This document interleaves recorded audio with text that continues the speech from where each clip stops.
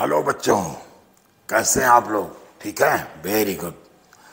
आज बच्चों आपसे इच्छा हो रही कुछ बात करें। बहुत अच्छा समय है और मैंने आपसे पहले भी कहा है, समय की महत्ता को पहचानो। समय बहुत बलवान होता है और समय को अगर आप पहचान गए, समय का सदुपयोग करना जान गए, तो निश्चित आप सफल हो जाओगे बच्चों। मैंने आपको पहले भी कहा है, ये समय आपका है, ये वक्त आपका है। चाहे तो सोना बना लो इसे और चाहे सोने में गुजार दो इस समय को। क्या करना है, आपको डिसीजन लेना है। तो मैं तो चाहूंगा कि इस वक्त को सोना बना लो। इतनी मेहनत करो, इतनी प्रैक्टिस करो कि लक्ष्य आपको आसानी से मिल जाए। और जब लक्ष्य किसी को प्राप्त होता ना, कितना आनंद की अनुभूति वो करता है, इसका एहसास शायद आप लोगों को नहीं है। जिस दिन आप अपने लक्ष्य को प्राप्त करोगे, तब देखना कितना आनंद होता है, आनंद मिलता है। आपको तो मिलेगा ही, आपके माता पिता को भी मिलेगा, आपके रिश्तेदारों को भी मिलेगा आनंद, और आपके गुरुजनों को भी आनंद मिलेगा। हम भी आनंदित होंगे। इसी आनंद के मनोभावों को लेते हुए आगे हम लोग बढ़ते हैं। आइए आनंदानुभूत करते हैं पढ़ करके। आइए, हम अभी पिछले क्लास में आपसे बात कर रहे थे about the mouth parts of the cockroach. अब हम बात करेंगे बच्चों एलिमेंट्री कैनाल ऑफ कॉकरोच की। कॉकरोच के आहार नाल की बात करेंगे। पिछले क्लास में मैंने बताया था कॉकरोच एक सर्वाहारी जंतु है, एक ओमनीवोरस इंसेक्ट है, और इसका जो माउथ पार्ट होता है बाइटिंग एंड च्यूइंग टाइप का होता है। इसका जो oral cavity, pre oral cavity एक छोटे से फायरिंग्स में खुलता है, and firings Leeds into the oesophagus. आइए हम आपके बुक्स में देखें इस तरीके से। ये कॉकरोच है और ये कॉकरोच का एलिमेंट्री कैनाल है। बच्चों मैंने बताया इसका जो फायरिंग्स होता है बहुत ही शार्ट होता है, छोटा होता है। It opens into the oesophagus. ये ट्यूबुलर स्ट्रक्चर क्या ईसोफेगस। इसके बाद क्या होता है, oesophagus leads into a sac, एक थैलेनुमा संरचना में खुलता है। That is called as crop. इसको हम लोग कहते हैं क्राप।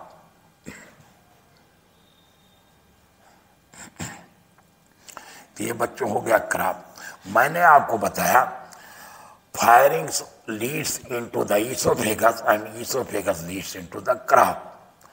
अब देखिए क्राप का काम क्या है, ये सैक लाइक थैलेनुमा संरचना है जो स्टोरेज करता फूड का, फूड स्टोरिंग के लिए यूज होता है।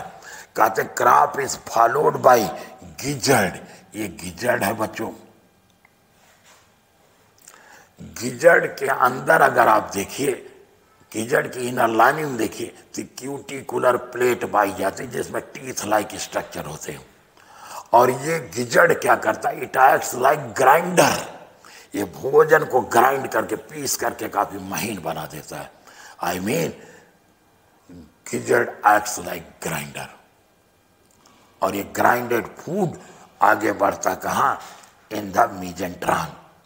लेकिन बच्चों एक चीज याद रखिए, ये ईसोफेगस से लेकर कर और ये क्राप तक का जो रीजन है, इसको हम लोग कहते हैं फोरगट। अगर हम यहां पे बात करें,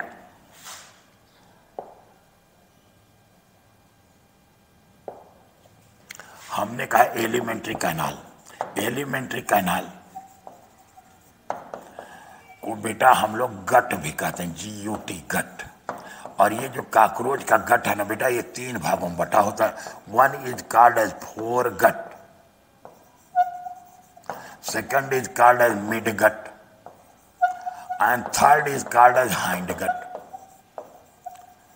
तो मैं ये बताना चाह रहा हूं बच्चों, ये जो फोरगट होता है कहां से कहां तक है, फायरिंग से लेकर के गिजर्ड तक।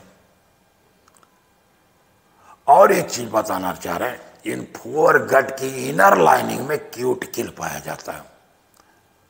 मतलब जहां तक इनर लाइनिंग में क्यूटिकल है वहां तक फोरगट है।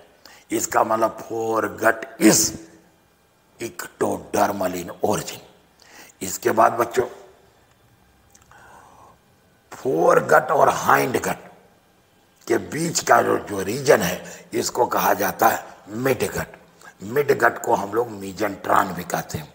और आपको बता दें बच्चों, मिड गट या मीजेंट्रॉन की इनर लाइनिंग में क्यूटिकल नहीं पाई जाती।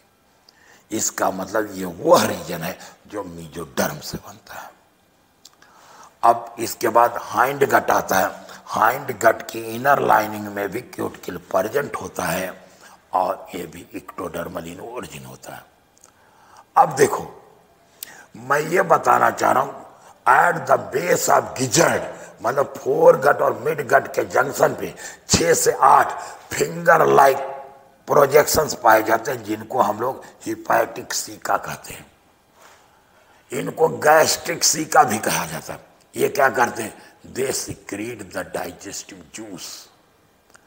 ठीक इसी तरीके से मिड गट और हाइंड गट के जंक्शन पर पाए जाते हैं पतले पतले फाइबर लाइक ट्यूब्यूल्स, जिनको बच्चों हम लोग कहते हैं मालपीजियन ट्यूब्यूल्स।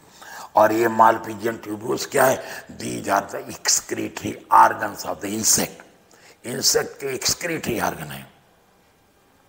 इसके बाद hind gut is differentiated into ileum, colon and rectum. Rectum के थ्रू फीकल मैटर बाहर आता है। एक चीज यहीं पर और बता दें बच्चों, ये जो इंसेक्ट्स होते हैं ना, they excrete uric acid as excretive waste. और यूरिक एसिड क्या होता है? इनसॉल्युबल इन वाटर होता है, क्रिस्टल के फॉर्म में रिमूव होता है along with the faecal matter. हम लोग यूरियोटेलिक एनिमल होते हैं, हमारे अंदर यूरिया का एक्सक्रीशन होता है and urea is water soluble. Urea का रिमूवल होता है इन the form of urine. Urine के थ्रू क्या होता है? तमाम या ढेर सारा बॉडी वाटर भी लॉस हो जाता है। लेकिन काकरोच इंसेक्ट है, ये वाटर ज़्यादा नहीं पीता, पानी ज़्यादा नहीं पीता। ये पानी को कंजर्व करने के लिए, to conserve the body water, it converts the soluble urea into uric acid. That's why it excrete uric acid in the form of solid और in the form of crystal along with the fecal matter. इसका मतलब cockroach में urine का production नहीं होता है। इस तरीके से बच्चों हम लोगों ने देखा काकरोच का एलिमेंट्री कैनाल। अब एक चीज और यहीं पर हम आपसे डिस्कस कर लें। काकरोच, अभी हमने कहा, अगर आपसे पूछा जाए इसका एक्सक्रीटिव बेस्ड मटेरियल क्या है, तो आप कहोगे uric acid. Uric acid excreting property is called as uricotelism, and such animals are called as uricotelic animals. आप कहोगे काकरोच के अलावा अदर इंसेक्ट्स भी यूरिकोटेलिक होते हैं? Yes, all the insects are uricotelic animals. जितने भी इंसेक्ट हैं सभी के सभी यूरिकोटेलिक हैं। अब प्रश्न ये उठता, why these uricotelic animal excrete the uric acid as excretive waste? इसका मात्र एक ही आंसर होगा बच्चों, क्या? Just to conserve the body water, these animals excrete uric acid. इस तरीके से बच्चों हम लोगों ने कंप्लीट किया द स्ट्रक्चर ऑफ एलिमेंट्री का। ना इतना ही, इससे ज़्यादा डिटेल इसमें है भी नहीं। तो अब इसके बाद आगे हम लोग देखेंगे blood vascular system in cockroach. Now this is all for this lecture. Thanks to all of you बच्चों।